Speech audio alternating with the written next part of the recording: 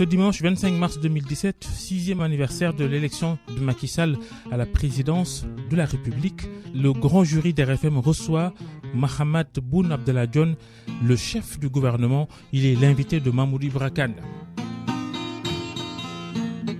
Le bilan, beaucoup de questions. Le bilan du président Sall à 1 an de la fin de son mandat, la jonction de l'opposition avec certaines forces sociales, l'insécurité au Sénégal et pour la diaspora, l'éducation, la santé, les grèves, l'économie, dette, emploi, agriculture, pétrole et gaz, sociétés étrangères et privées nationales, marché public, modification du code électoral et plusieurs autres sujets. Participez à l'émission via les réseaux sociaux avec le hashtag Grand Jury RFM. Le Premier ministre Mahammed Boun Abdallah Dionne face à Mamadou Ibra Kane, le grand jury, dimanche 11h10, Radio Futur Média. Mesdames, Messieurs, bonjour et merci de nous renouveler votre fidélité. Un grand jury qui ne pouvait pas mieux tomber. 25 mars 2012, 25 mars 2018, cela fait 6 ans que les Sénégalais avaient élu le président Macky Sall. Son Premier ministre Mahammed Boun Abdallah Dionne est notre invité. Bonjour, Monsieur le Premier ministre. Bonjour Mamadou, bonjour aux éditeurs et téléspectateurs de votre groupe. Monsieur le Premier ministre, des milliers d'internautes ont réagi sur les réseaux sociaux, notamment la page Facebook de l'émission. Ils vous ont interpellé sur presque tous les sujets, sociaux et sociétaux, économiques, politiques, régionaux et même continentaux. Les Sénégalais se souviennent qu'ils ont élu, il y a 6 ans, le 25 mars 2012, plus exactement, le candidat Macky Sall à la présidence de la République. Vous êtes justement son Premier ministre et ils vous demandent à leur manière de leur rendre compte. Vous êtes très attendu donc. Allez-vous être entendu? C'est la question essentielle. Merci en tout cas d'avoir accepté de vous soumettre à l'exercice auquel vous convie le grand jury de RFM ce dimanche 25 mars 2018. La première question que posent les Sénégalais en ce 25 mars 2018, vous êtes Premier ministre du président Macky Sall depuis plus de 4 ans maintenant, non? C'est bien ça? Bientôt 4 ans. Alors, ils ont remarqué que ces dernières années, que les duos, le président de la République, le Premier ministre, se sont transformés souvent en duel ou en tout cas dualité. Et il vous pose la question suivante, elle est très simple. C'est quoi le secret de la longévité de Mahammed Boun Abdallah Dionne? Merci Mamadou. Je voudrais à nouveau dire bonjour aux téléspectateurs et aux auditeurs qui nous écoutent. Aujourd'hui, date d'anniversaire de l'élection du président Macky Sall à la tête de notre pays. Mais permettez-moi d'abord, parce que le pays vient de traverser quelques difficultés suite à l'accident qu'il y a eu d'hélicoptère à Missirah. Je voudrais à mon tour et derrière le président Macky Sall présenter mes condoléances et les condoléances du gouvernement à notre vaillante armée.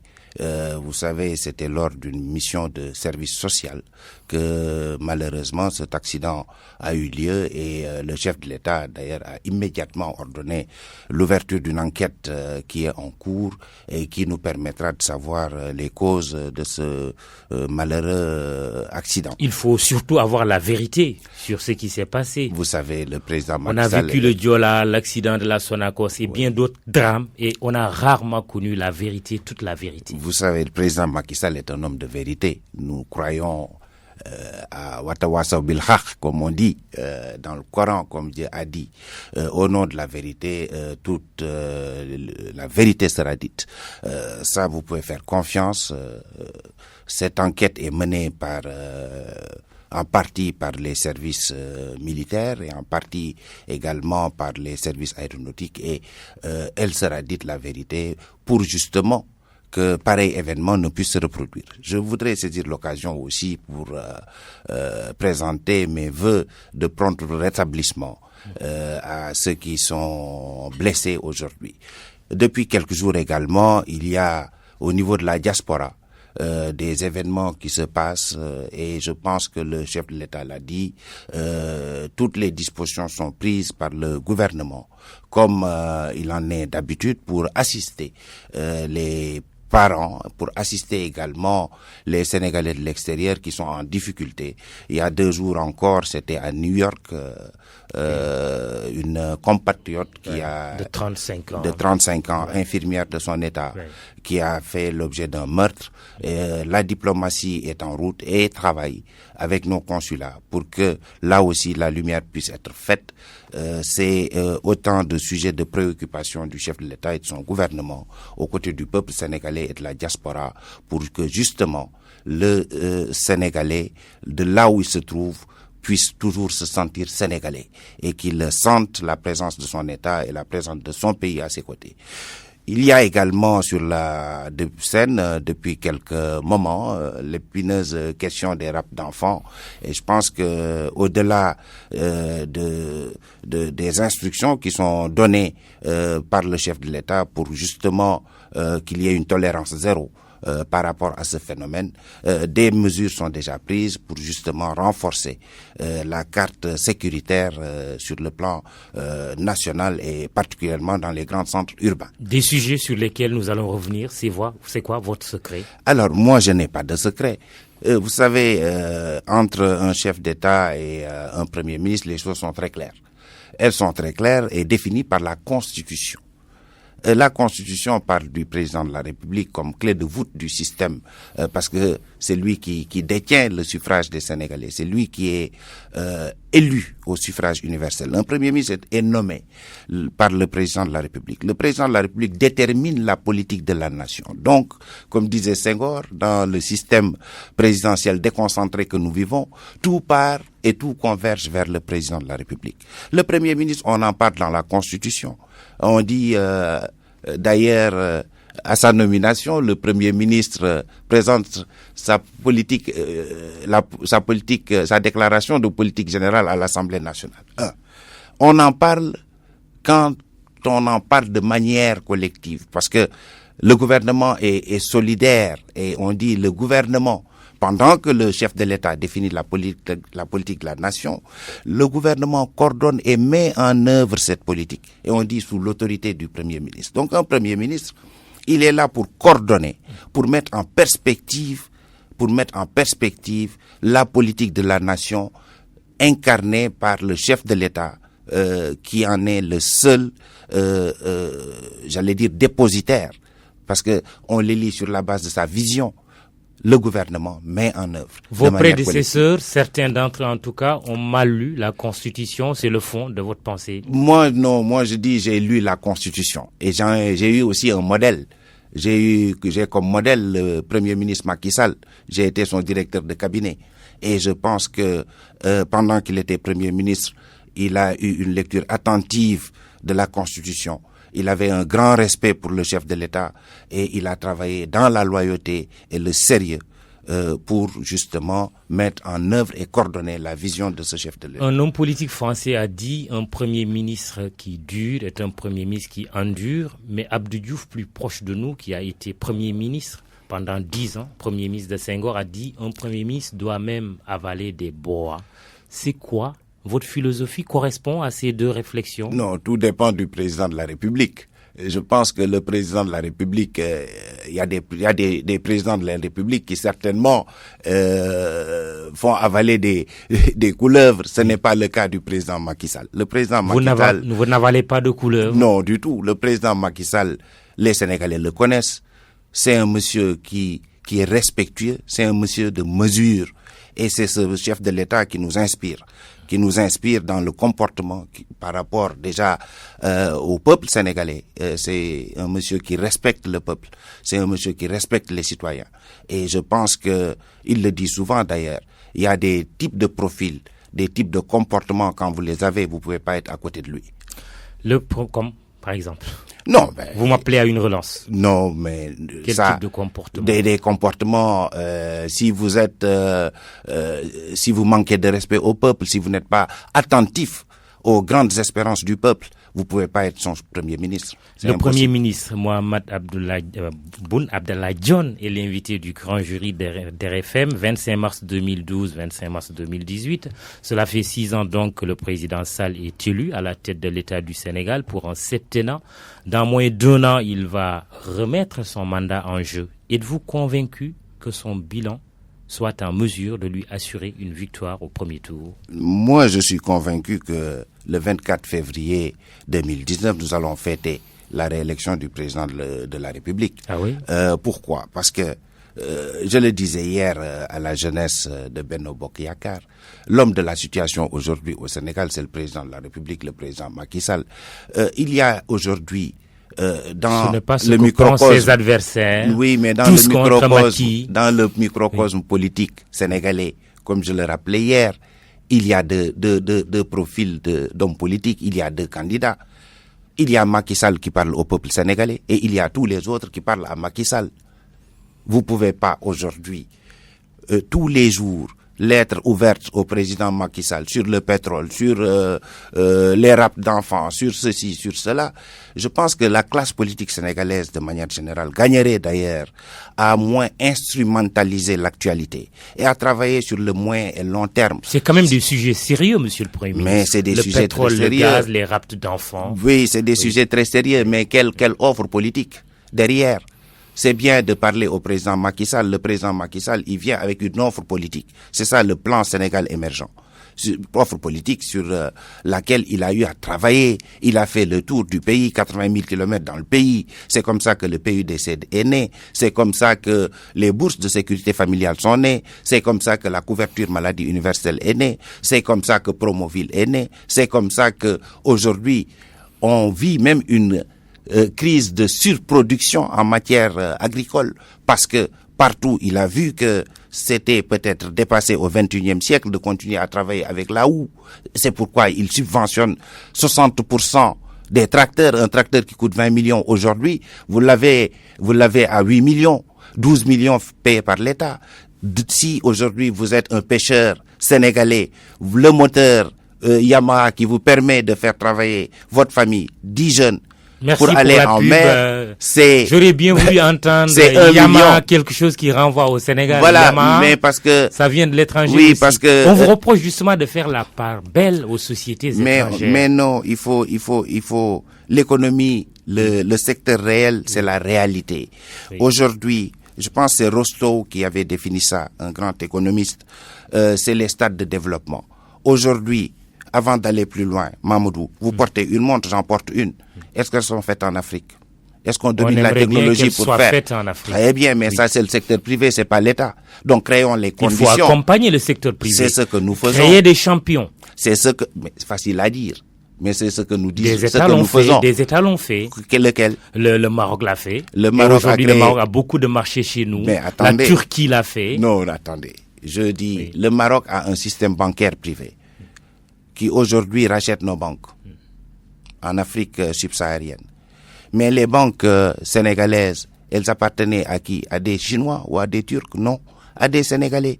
L'accumulation est la seule source de richesse. Vous pouvez pas avoir une vision court-termiste, prendre vos bénéfices aujourd'hui et demain reprocher à l'État ou je sais pas à quel acteur d'avoir vous-même vendu votre propre banque. Aujourd'hui, les banques qui sont là, les compagnies d'assurance qui sont là, elles appartenaient à qui? À des Sénégalais. C'est ces Sénégalais qui les ont vendues. Donc, il nous faut nous créer les conditions, et c'est ça le rôle de l'État, pour faire émerger le secteur privé. Et nous y travaillons. Je voudrais juste rassurer, donner quelques exemples. Sedima a commencé avec 60 000 francs CFA par un Sénégalais. Il a acheté 100 poussins. Aujourd'hui, son groupe fait 40 milliards. Babacar Ngom, pour ne pas le citer. Et d'autres, Enema, a racheté même Santenac. Il y a des capitaines du secteur privé national, des champions. Ahmed Amar, qu'il faut, pour ne pas le citer. Oui. Et il y en a Il y en a beaucoup. Je pense que ça, c'est des exemples à montrer à la jeunesse sénégalaise. Il y a des champions. Nous avons nos champions. Et ces champions, ils vous parlent pas d'ailleurs de commande publique. Nous faisons beaucoup sur la commande publique. Mais aujourd'hui, si vous êtes un acteur dans l'aviculture, si vous êtes un champion de l'aviculture, si vous investissez même dans les pays tout autour, mais vous vous adressez aux consommateurs, aux citoyens. Justement, il y a une question précise posée par des internautes. C'est sur le contrat avec cette société française qui va fournir 50 000 lampes solaires. C'est un gros marché de 87 millions d'euros. Et il est reproché au gouvernement de ne même pas avoir pensé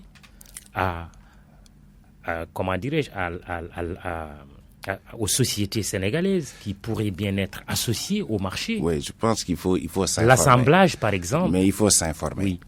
Oui. Concrètement, c'était un appel d'offres international.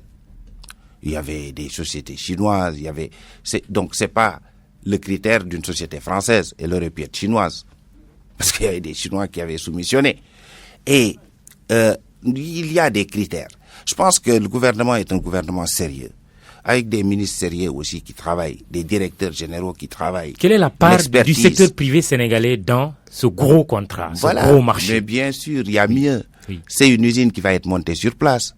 C'est pas des équipements qui vont faire travailler pour des travailleurs, j'allais dire de la Normandie ou de l'Alsace, et après ça vient ici, on monte. Tous ces critères, y compris l'acquisition, comment doper notre processus d'acquisition technologique, y compris la maintenance demain, tout ça a été écrit noir sur blanc, et c'est cela, le contrat gagnant-gagnant, qui nous permettra d'acquérir de la technologie, mais tout en essayant de promouvoir des champions derrière pour que demain, à notre tour, nous puissions, quand nous aurons accédé à un autre stade de développement, d'exporter ce type de technologie.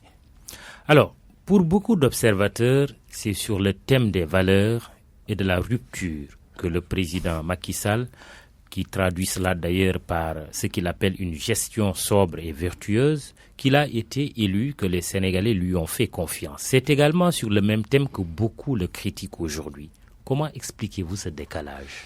Alors moi, je dirais déjà que sur le bilan, parce que ça c'est un élément de bilan également, il y a un philosophe qui disait avec pertinence, connais-toi toi-même. Ce que les Américains reprennent en disant be yourself. Pour parler de valeur, il faut se connaître d'abord.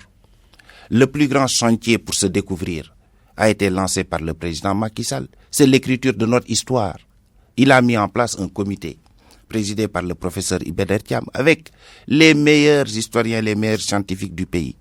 Et nous aurons bientôt une lecture, une écriture par nous-mêmes de l'histoire du Sénégal. Et c'est facile de parler de nos valeurs, Diom, Kersa, Teranga, mais qu'est-ce qui le sous-tend? Et c'est cette histoire qui va permettre demain enseigner aux jeunes Sénégalais dans le contexte d'une Afrique intégrée et ouverte, parce que le Sénégal, les peuples viennent de partout, de l'Afrique. Nous sommes, j'allais dire, au bout du continent, ce qui veut dire que c'est des migrations, des couches successives de migrations qui ont permis de faire le peuple sénégalais que nous sommes aujourd'hui. Le plus grand cadeau que le chef de l'État, le président Macky Sall, laissera au peuple sénégalais, c'est peut-être pas l'autoroute, c'est peut-être pas les projets hardware, j'allais dire, mais c'est notre histoire écrite par nous-mêmes. Hardware, ça signifie quoi? Le hardware, c'est le matériel, c'est la quincaillerie, j'allais dire. Pour que tout le monde comprenne. Voilà, c'est tout ce qui est physique, le capital matériel, le capital physique. Le chef de l'État, le président Macky Sall, est en train de rendre à la nation son histoire pour que demain, le jeune Sénégalais, quand on lui dira « connais-toi toi-même », il pourra répondre « je me connais ». Comme pour vous critiquer, mais remettre vraiment en cause votre gouvernance sur les valeurs, un de vos anciens ministres a créé la République des valeurs.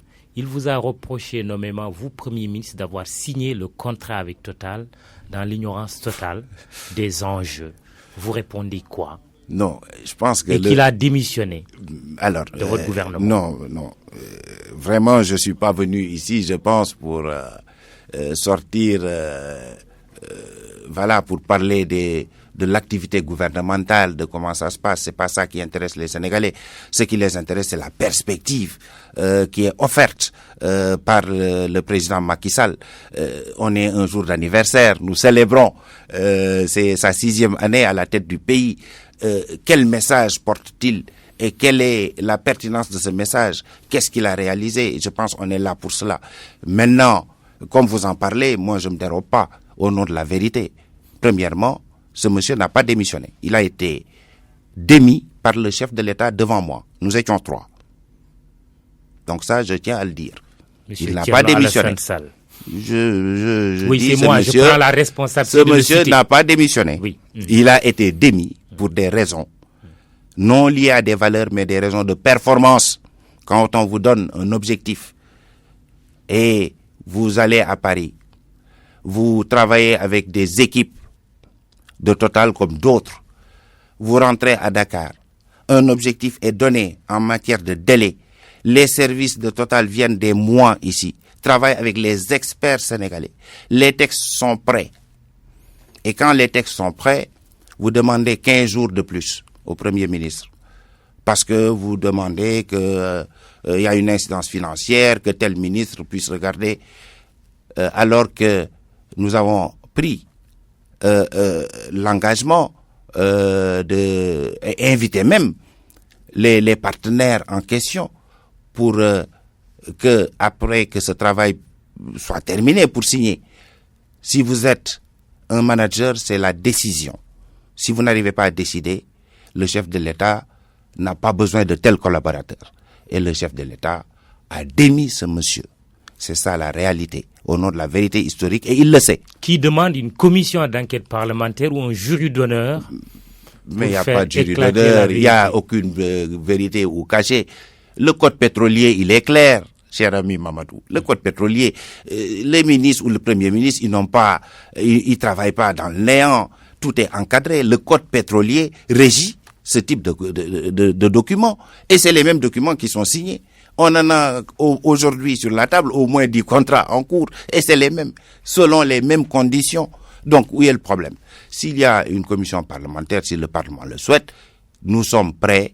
Il n'y a aucun problème. Il n'y a rien à cacher. Vous y êtes favorable. Mais je suis ni favorable ni contre. Oui. Moi, je suis pas député. Ouais. C'est aux députés de prendre leur décision. C'est pas à moi de dire. C'est pas à moi de dire quelle conduite. Voilà. Le message est clair. Puisque nous sommes sur le thème du pétrole et du gaz, il y a quand même des interpellations, les contrats avec Total, avec toutes les autres compagnies. Jusqu'au dernier, les accords entre le Sénégal et la Mauritanie, un ancien Premier ministre a interpellé le président de la République, Idrissa Seck, qui l'a renvoyé à la procédure normale prévue par la Constitution. Qu'est-ce qu'on peut dire aujourd'hui aux Sénégalais sur ces contrats pétroliers et gaziers? Moi, je dirais d'abord, la diplomatie, c'est pas le verbe et la grimace. C'est pas faire des grimaces, c'est pas comme ça. C'est pas dans la rue que ça se passe. Je viens du Brésil. Et au Brésil, le monde entier a décidé que le 9e forum de l'eau, qui est la conférence mondiale sur l'eau étant la ressource la plus chrysogène possible, on voit ce qui se passe à l'est de l'Afrique, avec un potentiel de guerre. Même on pense que s'il devait y avoir une 3e guerre mondiale, ce serait autour de la question de l'eau. Je viens du Brésil où la communauté internationale vient de consacrer encore le Sénégal comme leader en ce qui concerne cette question importante, et le 9e forum de l'eau qui se tient tous les 3 ans, donc en 2021, sera organisé au plan mondial, sera organisé à Dakar. Et pourquoi cette confiance? Parce que justement les pères fondateurs de l'OMVS ont, dans une grande intelligence, ont pu créer l'organisme de bassin d'eau d'une manière équilibrée et partagée, qu'est l'OMVS. On aurait pu dire le fleuve, il est chez nous, etc. Non. Les Senghor, le président Senghor, le président Modibo Keïta, tous les autres présidents de la sous-région, ensemble, avaient décidé d'une gestion commune de l'eau. Le gaz que nous avons, il est presque, j'allais dire 50-50 entre la Mauritanie et le Sénégal. Avant cela, nous avions eu un accord avec la Guinée-Bissau pour justement dans le secteur des hydrocarbures. Après, un procès à la Cour internationale. Et aujourd'hui, les chefs d'État, Aziz et Sall, dans une grande sagesse, ont décidé ensemble d'une gestion commune de ces ressources. Vous avez dit presque 50-50.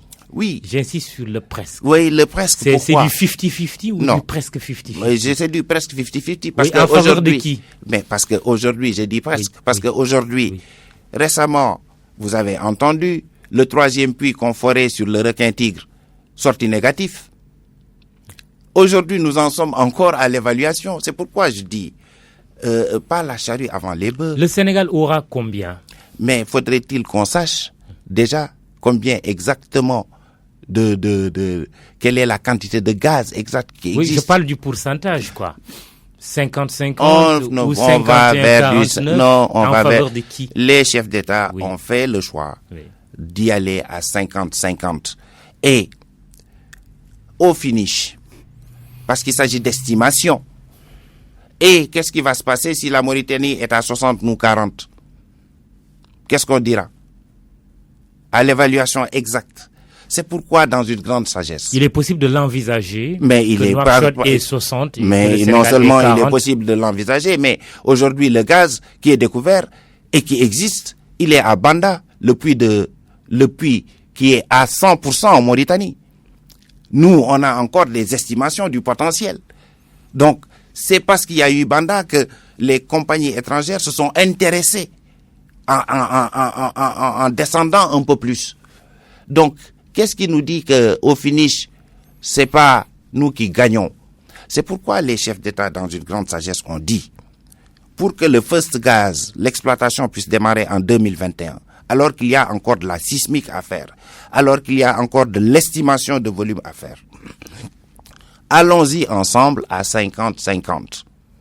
Comme modèle OMVS, partage des avantages, mais partage aussi des coûts. Allons-y ensemble.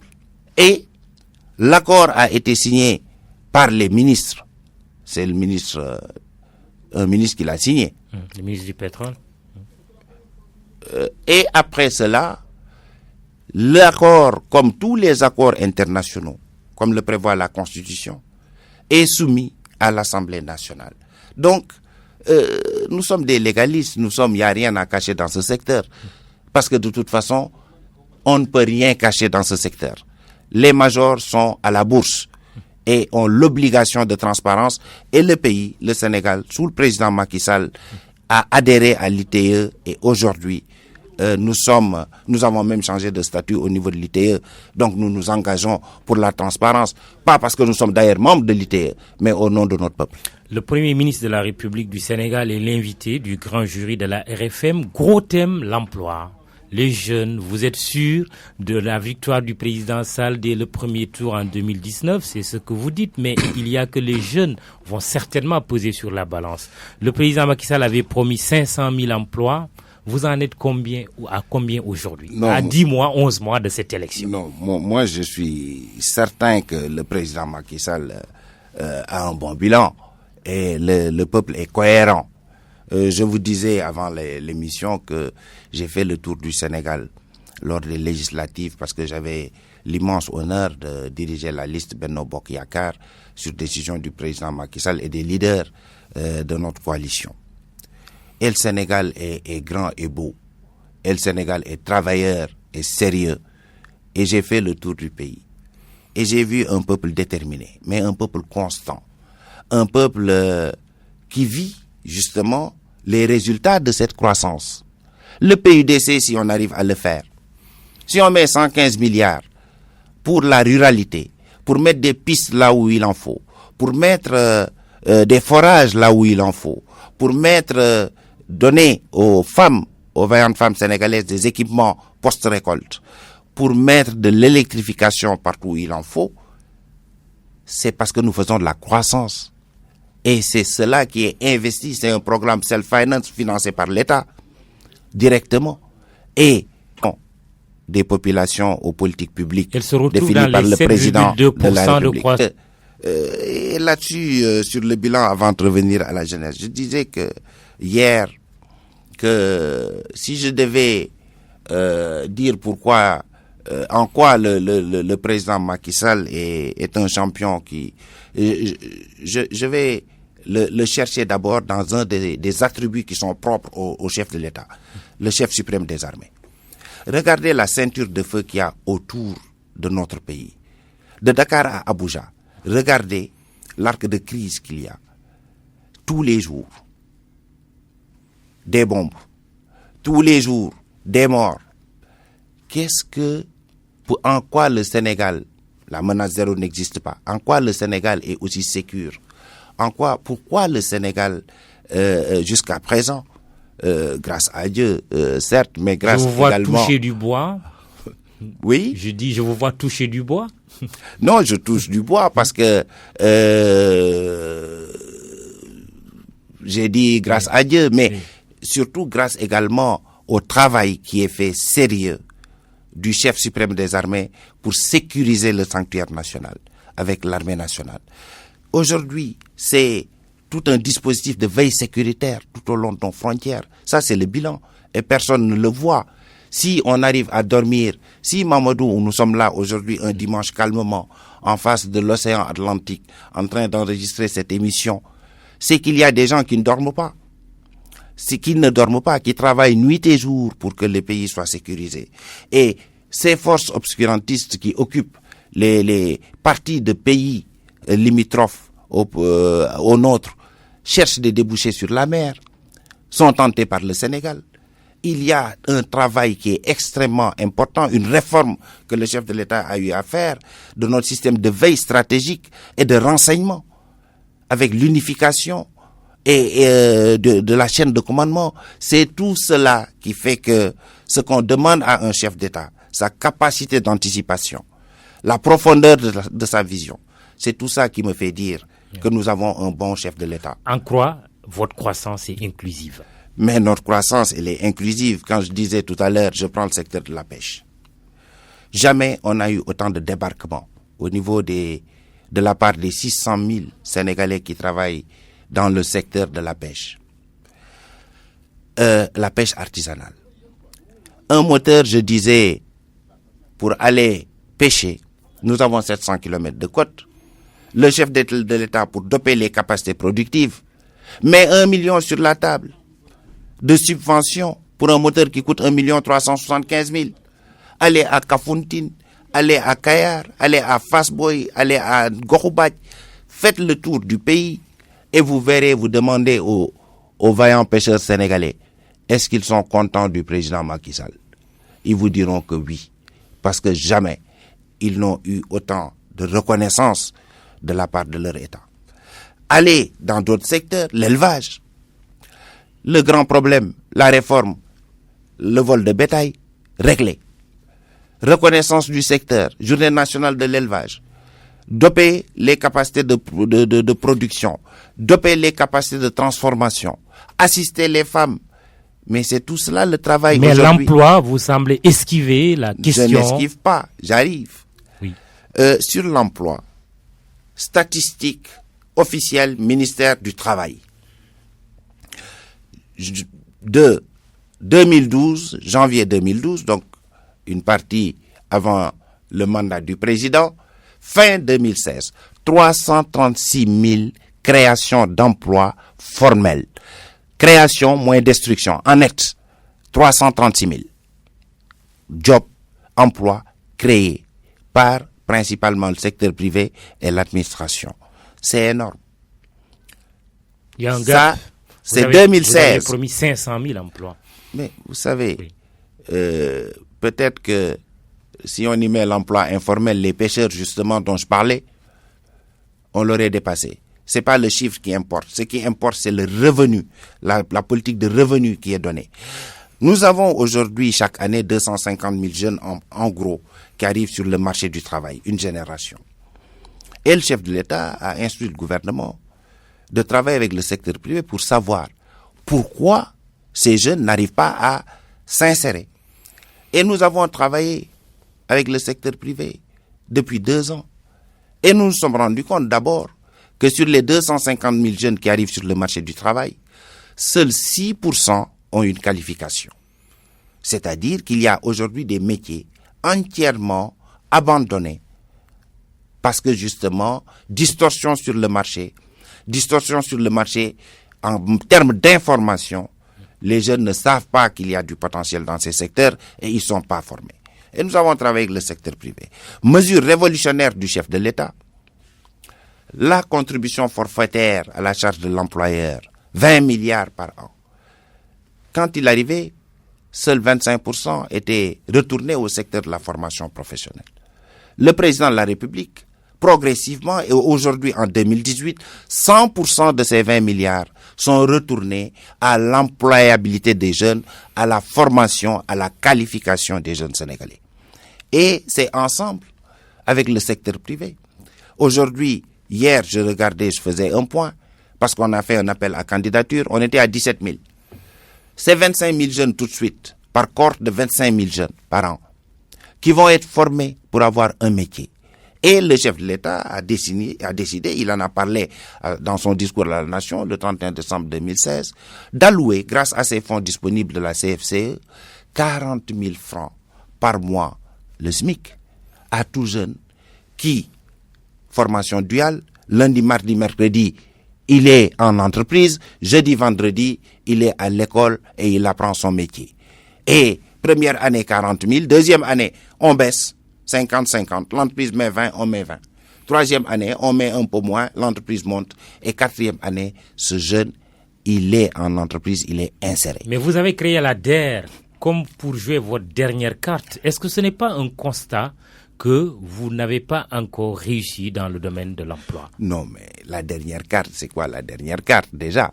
Moi, je vous retourne la question. Vous dites DER. Non, mais DER. Pour les femmes et les jeunes. Non, la DER, c'est la délégation générale à l'emploi, à l'entrepreneuriat rapide. C'est une carte, justement, pour aller vers d'ailleurs, la DER travaille avec 4 guichets. Le premier guichet, c'est des gens, un peu des fonds d'amorçage qui permettent à tout jeune d'avoir, j'allais dire, du quick money, rapidement de l'argent. 30 milliards de francs CFA. Mais c'est justement l'enjeu. Comment les jeunes peuvent rapidement accéder à des financements? Jusque-là, c'est ça qui a posé problème. C'est ça la DER. Oui. La DER, je disais que le premier guichet, c'est un guichet, j'allais dire, individuel pour doper les capacités individuelles du jeune ou de la jeune dame qui arrive avec son métier. Je suis artisan, je suis coiffeur, j'arrive avec un projet et on va pas vous mettre dans un système de procédure en point finir. Ce sera un guichet qui permet une intervention rapide. Deuxième guichet possible, c'est les guichets sectoriels. Par exemple, les éleveurs, il y aura un guichet. Les femmes transformatrices de produits, des guichets, etc. Et ça va jusqu'au guichet, le dernier, qui est un guichet vraiment d'appui à la création de PME-PMI. Et c'est ce dispositif mis en place par le chef de l'État, comme, j'allais dire, ce que les Américains appellent un quick win, un projet à gain rapide. Gain rapide, Johnny. Pas politique, mais gain rapide pour le peuple. Gain rapide pour les jeunes et les femmes qui ont du potentiel, qui ont des talents et qui décident à entreprendre. 2018, année sociale, dites-vous. Est-ce que ce n'est pas une erreur finalement au vu de toute cette ébullition dans le monde du travail, les enseignants, dans la santé, presque un peu partout, il y a des revendications, il y a des grèves. Mais les revendications, les grèves, c'est normal. C'est normal parce que les syndicats ont des plateformes revendicatives et le gouvernement travaille dans la mesure du possible à satisfaire justement en tout cas en ce qui concerne les revendications qui sont des axes de progrès. Parce que les revendications, c'est pas forcément des salaires, des indemnités, c'est aussi parfois sur les réformes c'est plus des axes de progrès. Et c'est Ce comme ne ça sont que nous pas les des prenons. maîtres chanteurs. Non, ça c'est des mots que je ne connais pas, que c'est pas dans notre vocabulaire. Nous sommes un gouvernement sérieux, nous travaillons avec des partenaires sociaux. Le chef de l'État a décrété l'année dernière l'année sociale. Pourquoi? C'était à la sortie de la 2e conférence sociale. Encore une de ces innovations. C'est avec lui que il y a cette rencontre au plus haut niveau, présidée par le président de la République, entre les partenaires sociaux. Et c'est à la sortie que le chef de l'État a dit 2018, ce sera l'année de la retraite minimale. C'est important aujourd'hui. Message pour la jeunesse. Je pense qu'un jeune aujourd'hui, il doit pouvoir regarder son père à la retraite et se dire, qu'est-ce que mon pays fait pour mon papa demain si je suis dans ces conditions? Et c'est ça l'espoir. Donc le chef de l'État a dit, j'instruis le gouvernement à travers les partenaires sociaux autour de l'IPRES pour que les Sénégalais, une fois à la retraite, aient une retraite minimale d'au moins 98% du SMIC. Mais comment c'est une grande mesure. Oui, justement, mais comment vous allez gérer ce qui me semble être une contradiction? En même temps que vous augmentez la pension de retraite, il y a des syndicalistes comme le SAMES dans le domaine de la santé qui veut une retraite à 65 ans. Non mais, attendez. La santé, dans tous les pays du monde, il y a des régimes de retraite spécifiques. Déjà, je disais qu'en quoi on est une année sociale. Il y a la revalorisation, la réforme des retraites voulue et inspirée par le chef de l'État. Retraite minimale. 1. Deuxièmement, FNR, les fonctionnaires de la République. Ils n'avaient pas de retraite complémentaire. L'IPRES a le modèle pour les cadres. Et après, qu'on descend aux non-cadres. Semaine dernière, le gouvernement est allé à l'Assemblée nationale qui a voté la réforme de la retraite complémentaire pour tous les fonctionnaires sénégalais. C'est en cela qu'on est une année sociale. On est une année sociale parce que sur les filets sociaux, sur l'ADER, l'employabilité, parce que justement le chef de l'État allait donner la CFCE, 100% de la CFCE au secteur de la formation professionnelle. C'est 20 milliards. À côté des 39 milliards du FPEC, le fonds de la promotion, le fonds de la formation professionnelle pour l'emploi et la compétitivité. 59 milliards cette année. En plus pour la formation professionnelle. Donc, c'est en cela que le chef de l'État a décrété l'année sociale. La retraite à 65 ans est possible au Sénégal. Mais bien sûr que c'est possible. Pourquoi? Je parlais des régimes spécifiques. Et le chef de l'État est favorable à ce que, dans le cadre des médecins qui ont un bac plus 10, donc qui arrivent tardivement sur le marché du travail, que pour lesquels l'État a beaucoup investi en termes de formation, qu'on leur donne la possibilité de cotiser plus longtemps pour bénéficier d'une meilleure retraite. D'autres vont revendiquer la même chose. Mais je vois bien les gens s'agiter pour une retraite de 65 ans. Mais vous savez, gouverner, c'est décider, c'est faire des choix. En l'espèce, dans le cas spécifique des médecins qui arrivent très tard, c'est un bac plus 8, plus une spécialisation, 3-4 ans. Quand on arrive au marché, quand on commence, on a son premier bulletin de paye à plus de 30 ans, parce qu'on n'a fait qu'étudier, on doit avoir la possibilité de cotiser plus, pour gagner plus. Les enseignants veulent une augmentation de leur indemnité de logement. Ils veulent également les rappels. Il y en a qui m'ont signalé que depuis 5 ans, 3 ans, on leur doit des rappels et c'est de l'argent. Ils n'arrivent pas à toucher leur argent. Alors, moi, je dis simplement que c'est pourquoi je dis respect pour les enseignants. J'ai beaucoup de respect pour eux. Et c'est ce que le chef de l'État nous demande. C'est un produit, pur produit, comme il le rappelle de l'école sénégalaise. Je disais qu'il ne faut pas se focaliser sur le problème de telle indemnité qui est sollicitée par les enseignants.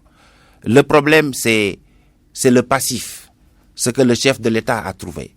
Depuis plus de 10 ans, il y a des maîtres contractuels qui mettent au lieu de 2 ans, qui mettent presque 10 ans pour se faire titulariser, pour faire fonctionnaire. Il y en a qui sont décédés. Et tout cela, pourquoi? Parce que on n'a pas un système dans le stock. Et c'est ça, justement, les rappels. On a trouvé dans le stock un volume important d'instances.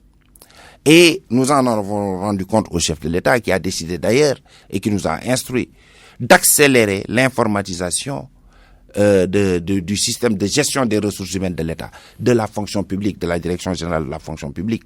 Jusqu'à présent, c'est l'API, l'aval, qui est informatisé. Mais si en amont, tout est encore manuel, pour changer de grade, quand on a l'acte réglementaire, il faut faire tout un parcours du combattant, quitter Fongolemi, venir jusqu'au ministère de la fonction publique, déposer, repartir, ainsi de suite. Voilà les vrais problèmes auxquels nous souhaitons apporter des réponses. Et c'est, je l'ai dit aux syndicats, que j'espère revoir mardi. Une fois par semaine, nous allons nous réunir ensemble au plus haut niveau pour justement sortir tout ce qui est dans le tuyau. L'État a déjà fait, sur instruction du président de la République, le gouvernement a déjà beaucoup fait.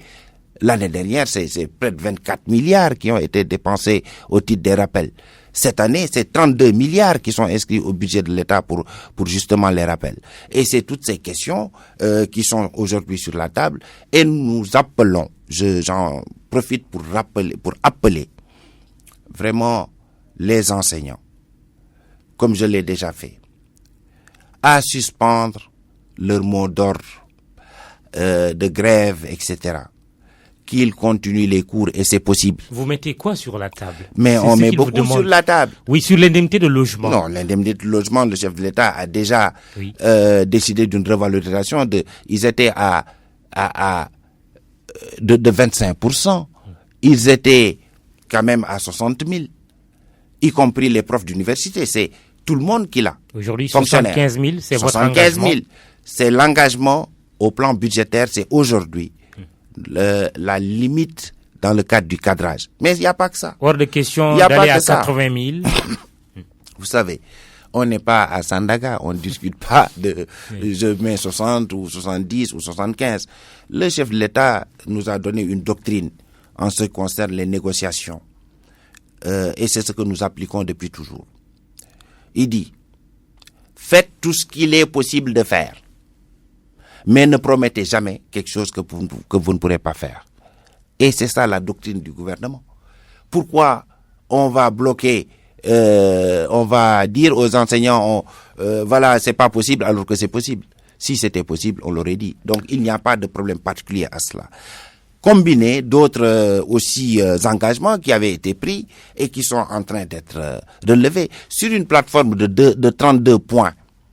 Seuls 2 points sont aujourd'hui des points qui sont encore sur la table. Tout le reste a été réglé ou est en voie de l'être. Je prends les prêts DMC pour tous les fonctionnaires qui avaient été gelés jusqu'en 2016. C'est 12 milliards. Ils sortent 31 décembre, on commence à payer. Donc il y a énormément d'efforts qui ont été faits également. Et l'école, c'est pas que cela. Le président de la République a consacré une haute priorité à l'école. L'environnement de l'école, c'est d'abord les abris provisoires. On a un programme zéro abri provisoire de 100 milliards. C'est pour le confort de l'élève, de l'apprenant et de l'enseignant. Nous avons déjà signé avec la BOAD 32 milliards. Et sur avril, pose première pierre. On commence d'ailleurs par Matam, la région de Matam, et on fait le tour du Sénégal. Les appels d'offres lancés depuis. Donc, tout l'environnement de l'école, déjà, depuis que le président est là, 553 centres administratifs ont été livrés clé en main. Écoles, lycées, collèges, etc. 553. Plus de 2000 classes construites. Et un recrutement important pour le personnel a été fait. Et surtout la grande réforme qui est l'uniformisation des statuts. Avant, il y avait les vacataires, il y avait toutes sortes de... Tout ça, c'est terminé. Très bien. On va y aller très vite, Monsieur le Premier ministre. La dette, avant de parler de la sécurité, c'est un thème important. La dette, signe d'inquiétude, vous avez fait un emprunt il n'y a pas longtemps, un eurobond de 2,2 milliards de francs CFA. Le FMI vous alerte en disant qu'il faut réserver une partie pour financer le budget de 2019. Qu'est-ce que vous répondez sur la dette et sur les inquiétudes qu'elle suscite? Mais quelles inquiétudes? Moi, c'est que ça, le Sénégal est en train de surendetter, mais non, d'exposer les générations futures. Non, attendez. Vous allez aux États-Unis, ils font des emprunts, il existe des bons à 100 ans. En Afrique du Sud, 50 ans existe. Ghana, pareil. C'est quoi hypothéquer? L'économie, c'est une dynamique. Je prends l'exemple du train express régional. Nous sommes 15 millions de Sénégalais aujourd'hui. Nous serons, 2050, 36 millions de Sénégalais. 2050, c'est dans 32 ans. C'est-à-dire, un garçon qui naît aujourd'hui, il va se marier en 2050. Si ça se trouve, un peu avant. 2175 millions de Sénégalais. Ça, c'est les statistiques et les prévisions officielles. 2100, ça a l'air loin. Un enfant qui naît aujourd'hui, il aura 82 ans. Donc, nous avons des contemporains qui vivront en 2100. Alors, il faut attendre 2100 pour que ça soit le chaos, que personne ne puisse se déplacer, pour penser à créer des systèmes de mobilité de masse dans le pays.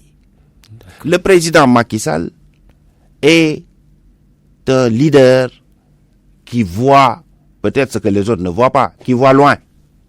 Quand il dit « je mets en place le train express régional », c'est parce qu'il a pris en compte qu'en 2050, nous serons 36 millions et que le tiers, plus de 12 millions, vont vivre entre l'axe Dakar-Mbour-Thiès. En attendant, en 2019, le FMI vous demande de prévoir une partie de cet eurobond pour financer le budget. Allez-vous vous soumettre au dictat du Fonds monétaire international? Non, ça, le FMI ne le dit pas. Ah si. Ah non, le FMI ne le dit pas. Ah si, non. Prévoir une partie. Non. Ah bien, oui, mais on l'a lu dans la presse. Voilà, vous l'avez dans la presse, mais non, attendez. Oui. La loi, ce qu'on appelle la LOF, la loi qui est la loi d'orientation, la grande loi sur les lois de finances, ne permet pas à l'État, à moins d'utiliser des fonds souverains, de faire du report budgétaire comme ça. Vous ne le ferez pas. Non, techniquement même, c'est comment c'est possible. Vous ne le ferez pas. Non, attendez. Aujourd'hui. Parce qu'il y a la sécurité. Vous ne le ferez pas. Non, mais je veux dire, il n'y a pas, techniquement, on ne peut pas aller sur le marché et garder de l'argent dans un compte pour l'année prochaine. La budgétairement, sécurité, c'est pas monsieur possible. le Premier ministre, quelqu'un aurait dit le Sénégal a peur, des enfants sont enlevés, sont violés, sont tués. La diaspora est inquiète, des compatriotes sont tués presque quotidiennement un peu partout. Aujourd'hui, qu'est-ce que vous dites aux Sénégalais par rapport à leur sécurité à l'intérieur de nos frontières comme à l'extérieur? Non, plus simple déjà. Je veux dire, la sécurité en Italie ou en Espagne ou en France ou à New York, on ne peut pas la gérer d'ici. Ça, vous êtes d'accord, Mamadou? Oui, on peut le dire. On mais peut le dire. Le gouvernement du Sénégal peut quand même nous, le gouvernement du Sénégal, demander à ce que la sécurité de ses compatriotes soit assurée. Non, c'est ce que nous faisons. Oui. Non seulement nous le faisons, mais nous allons beaucoup plus loin. Comme je disais, la diplomatie, c'est pas que des grimaces et le verbe. C'est un travail sérieux. Et ce travail, il est fait. Maintenant, sécurité extérieure, je l'ai dit. Dispositif de veille sécuritaire, maillage du territoire national. Aujourd'hui, nous sommes tout autour de nous, très chrysogènes, mais ici, ça se passe bien. Les enfants. Mais les enfants, le chef de l'État a instruit le gouvernement de travailler à mettre en œuvre un certain nombre de mesures. Et hier, vous avez tous vu le ministre de l'Intérieur qui faisait déjà, sur instruction de monsieur le Président de la République, qui faisait le tour dans la banlieue et pour accélérer justement le programme de construction et de renforcement de la carte sécuritaire. Yeumbeul, Mbao, Rufisque, 5 commissariats au total dans Dakar. Croyez-vous au sacrifice humain dont seraient victimes les enfants? Alors, peut-être en Côte d'Ivoire aussi, parce que le même phénomène existe un peu partout dans la sous-région. Le même phénomène existe partout dans la sous-région. Il se pourrait que ce soit du sacrifice humain, non, moi je trafic d'organes. Moi je pars pas dans ces qualificatifs. L'État a, vous savez, le contrat social délègue à l'État de la part du citoyen la gestion de sa sécurité. Moi, je saisirai cette occasion pour faire un appel, pour sensibiliser les familles. Parce que c'est pas parce que notre contrat social donne l'exclusivité de la force et de la sécurité à l'État que le citoyen doit également tout laisser à l'État. Je pense que c'est un appel que je fais aux familles. Aujourd'hui, est-ce que c'est normal qu'un garçon de 7 ans prenne le bus Dakar Dem Dikk pour aller à son école tout seul? Dans beaucoup de pays, c'est interdit. Je pense qu'il y a également un travail de sensibilisation qui est en cours de préparation et je pense semaine prochaine, la ministre en charge de la petite enfance fera également un point de presse et parlera des mesures d'accompagnement qui sont attendues de la part des familles. Dernière chose, en 10 secondes, l'opposition veut que le ministre de l'Intérieur actuel n'organise pas la prochaine élection présidentielle. Vous répondez quoi? Moi, je dis simplement la loi, rien que la loi. Aujourd'hui, quel est l'acteur principal du contrôle des élections et de la supervision? C'est la Sénat, c'est la loi de 2005 qui crée ça. Relisez la loi, article 1 jusqu'à article 3. Vous verrez que l'acteur principal, c'est la Sénat. Maintenant, les autorités administratives gèrent la logistique en réalité. Qu'est-ce qui se passe? À 8 heures, vous voyez un préfet ou un sous-préfet. D'ailleurs, il ne peut pas faire en même temps tout le tour des bureaux de vote. Et qu'est-ce qu'il y a dans le bureau de vote? Il y a les représentants des candidats, des partis politiques, et il y a les membres du bureau de vote. Hors de question d'enlever Ali Ngouille Ndiaye pour l'organisation des élections. Attendez, on avait commencé par une question. Oui. C'est quoi le secret de Mohamed Boun Abdallah Dionne? J'ai dit j'en ai pas. J'ai une bonne lecture de la Constitution inspirée en cela par le Premier ministre Macky Sall comme modèle. Moi, je m'en tiens à mes attributions qui nomment au poste civil et militaire le chef de l'État. Donc, votre question, je ne peux même pas la commenter. Très bien. Merci. D'être venu, Monsieur le Premier ministre, à l'occasion de cet anniversaire de l'élection du président Macky Sall, d'être venu à l'émission Le Grand Jury de la RFM, à la technique Abdoulaye Diop, digital manager Maguette Koulibaly, une émission qui sera diffusée ce soir sur TFM en version française et Wolof, puisque El Hadj Assane Gueye vous enregistrera tout à l'heure en Wolof dans la langue de coach. Merci. Merci beaucoup. Bon dimanche. Rendez-vous dimanche prochain. Et puis, il y a cette équipe technique de la TFM, Diatou Ndiaye et Ahmed Ndiaye. Merci beaucoup.